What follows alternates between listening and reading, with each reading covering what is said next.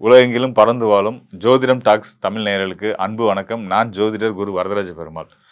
நம்ம இந்த நிகழ்ச்சி மூலியமா உங்கள எல்லாத்தையும் பார்க்குறதுல நான் ரொம்ப சந்தோஷப்படுறேன்.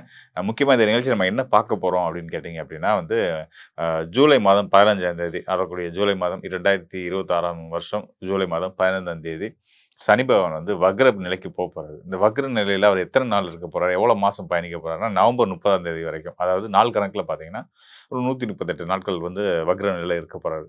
ஸோ இந்த வக்ரம்னா என்ன? வக்ரம் நிலையில சனி பகவான் இருக்கிறதுனால என்ன பலன் குடுக்க போறாரு?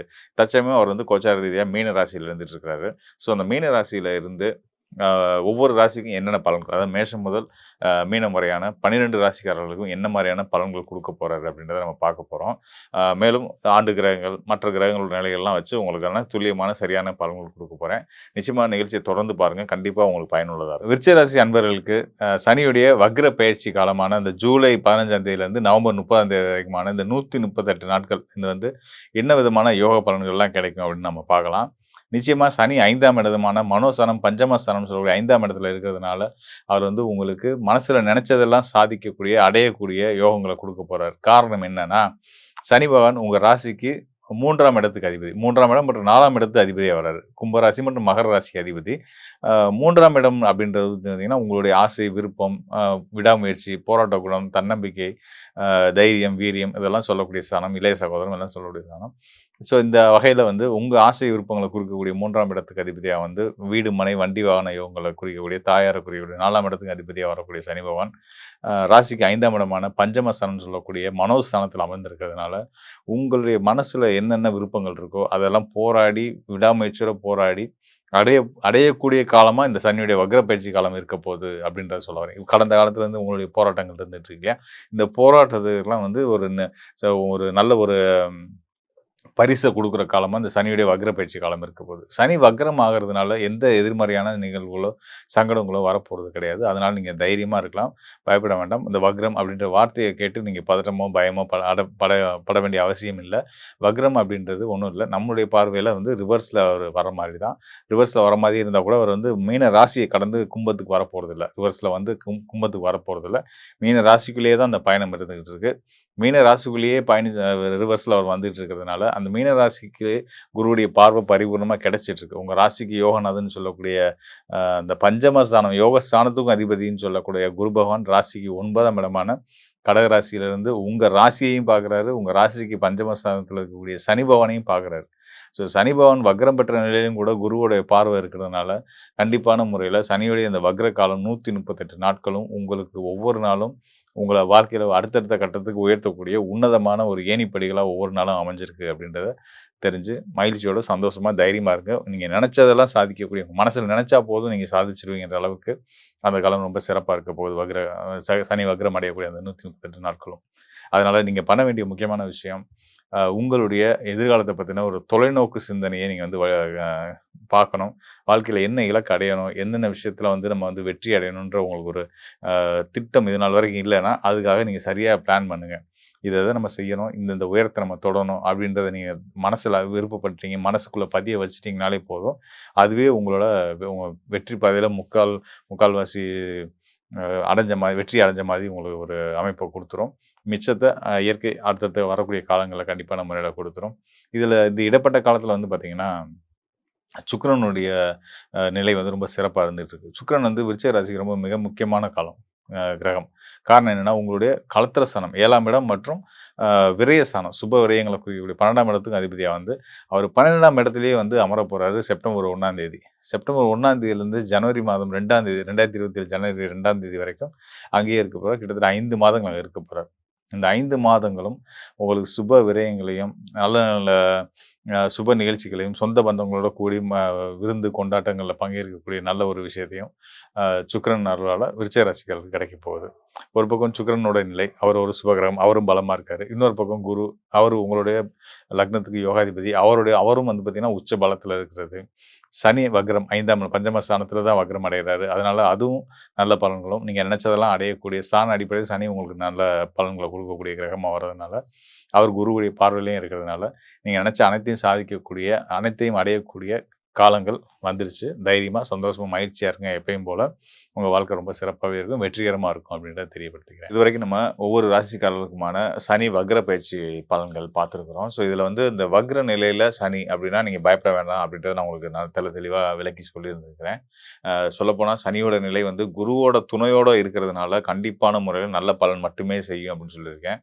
பெரும்பாலும் சனி பகவான் இந்த காலகட்டத்தில, அதாவது இந்த குறிப்பிட்ட காலகட்டத்தில பெரும்பான்மையான ராசிக்காரர்களுக்கு நல்ல யோக பலன்கள தான் குடுக்குறாரு. நம்ம இத எப்படி பயன்படுத்திக்க போறோம்? அந்த கோச்சார பலன் அப்படின்றது மனம் சார்ந்த, அதாவது சந்திரன் அடிப்படையா வச்சு சொல்றதுனால, சந்திரன் மனோகாரகனா வரதுனால, இந்த குறிப்பிட்ட காலகட்டத்தில நம்மளுடைய மனநிலையை எப்படி வச்சுக்கிட்டா சனியால நம்ம ஆதாயம் அடையலாம் அப்படின்ற விஷயத்தையுமே நம்ம உங்களுக்கு டீட்டெயிலா சொல்லியிருக்கேன். சோ அந்த கோச்சார பலன் அப்படின்னு வரும்போதே வந்து, நீங்க நம்ம சொல்லக்கூடிய விஷயத்துக்கு ஏத்த மாரி உங்களுடைய மனநிலைய நீங்க வந்து வகுத்துக்கிட்டீங்க, மனநிலைய வச்சுக்கிட்டீங்க அப்படின்னா, நிச்சயமா சனியாகட்டும், ராகுவாகட்டும், ஏனைய கிரகங்கள், மற்ற கிரகங்கள் எதுவா இருந்தாலும் வந்து பார்த்தீங்கன்னா, நீங்க என்ன நினைக்கிறீங்களோ அதன் அடிப்படையில தான் உங்களுக்கு யோக பலன்கள குடுப்பாங்க. நீங்க எதிர்மறையான யோசிச்சீங்கன்னா, எதிர்மறையான பலன்கள் வரத்தான் செய்யும். அதனால நீங்க பாசிட்டிவாவே யோசிங்க. 12 ராசிக்காரர்களுக்குமே வந்து பார்த்தீங்கன்னா, சனியோட அருள் வந்து வக்ர நிலையில இருக்கக்கூடிய காலத்தில ரொம்ப சிறப்பாவே இருக்கு. இன்னும் சொல்லப்போனா, நீங்க ஆச்சரியப்படுற விதமா வந்து நானே ஆச்சரியப்படுற விதம் உண்ம அதுதான்.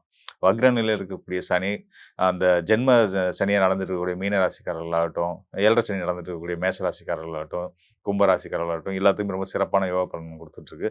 அத விட கூடுதலா வந்து பார்த்தீங்கன்னா, சிம்ம ராசிக்காரர்கள் அட்டம சனி காலம்.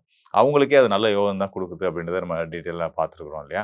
ஸோ அதுபோல கன்னி ராசிக்காரர்கள், கண்டச்சனி எல்லாமே டீட்டெயிலா சொல்லியிருக்கோம். மற்ற ஏனைய ராசிக்காரர்களுக்குமே நல்ல பொசிஷன்ல இருந்து தான் நல்ல பலன் தான் குடுத்துட்டு இருக்கிறாரு. சனிய பார்த்து பயப்படுறத தயவுசெய்து விட்டுருங்க. நான் திரும்ப திரும்ப பல இடங்கள்ல அத பதிவு பண்ணிட்டே இருக்கேன். இப்பயும் அதான் சொல்றேன். சனி அப்படின்னாலே கெட்டவன் அப்படின்ற அந்த நெனப்ப விட்டுருங்க. ஸோ இது எப்படிப்பட்ட ஒரு விஷயம் அப்படின்னு கேட்டீங்கன்னா, வெள்ளையா இருக்கவன் பொய் சொல்ல மாட்டான் அப்படின்ற மாரி. அப்ப வெள்ளையா இருக்கவன் பொய் சொல்ல மாட்டான்னா யார் பொய் சொல்லுவா? கருப்பா இருக்கவன் பொய் சொல்லுவான். அப்ப சனி வந்து கருப்பு. ஸோ அவர் தான் கெட்டவன்னு மைண்ட்ல நமக்குலாம் ஃபிக்ஸ் ஆகி வச்சிருக்கோம் பாருங்க. அந்த எண்ணத்த தயவுசெய்து எடுத்து தூக்கி போட்டுருங்க. அந்த எண்ணத்த தூக்கி போட்டீங்கனாலே, உங்களுக்கு நம்ம சனியால எவ்வளோ ஆதாயம் அடையறோம், எவ்வளோ நல்லது நமக்கு நடந்துகிட்டு இருக்கு அப்படின்ற ஒரு உண்மை தெரிய வரும். ஸோ அது தெரிஞ்சு சனி வந்து ரொம்ப நல்ல கிரகங்கள். உண்மைய சொல்லப்போனா வந்து, அவர மாதிரி வந்து நியாயத்துக்கு கட்டுப்பட்டு, வேண்டியவன், வேண்டாதவன், பணக்காரன், ஏழை, ஏழை க க அப்படிலாம் இல்லாம, எந்தவித பாகுபாடும் இல்லாம, மனிதர்களுக்குள்ள எந்தவித பாகுபாடும் இல்லாம, இன்னும் சொல்லணும்னா உயிர்களுக்குள்ள எந்த பாகுபாடும் இல்லாம, சமத்துவமா எல்லாத்தையுமே பார்க்கக்கூடிய ஒரு மனநிலையை குடுக்கக்கூடியவர். அவர் நீதிமானும் கூடயா. அதனால வந்து தப்பு யார் பண்ணாலும் தப்பு அப்படின்றத ஸ்ட்ராங்கா சொல்லக்கூடிய அந்த தைரியம் வந்து சனியுடைய ஆதிபத்திய பலம் பெற்றவர்களுக்கு நிச்சயமா இருக்கும். ஸோ அந்த வகையில இதெல்லாம் வந்து சனியோட இயல்புகள். நம்மளுடைய ஆயுள் காரகனும் சனி தான். உழைப்பு தான் வந்து நமக்கு வந்து ஆ தெய்வம்ன்ற அளவுக்கு நம்ம சொல்லலாம். பெரியவங்க அப்படிதான் சொல்லியிருக்காங்க. "நீ உழைச்சா நீ பொழைக்கலாம். நீ உழைச்சா நீ சாப்பிடலாம்." அப்படின்னு தான் சொல்லியிருக்காங்க. அந்த வகையில வந்து ஒரு உழைப்பு நல்லா இருக்கணும் அப்படின்னாலும், அதையும் தீர்மானிக்கிறது சனி பகவான் தான். ஸோ இந்த எல்லா வகையிலயுமே வந்து சனி பகவானுக்கு நெறைய நல்ல பண்புகள் இருக்கு.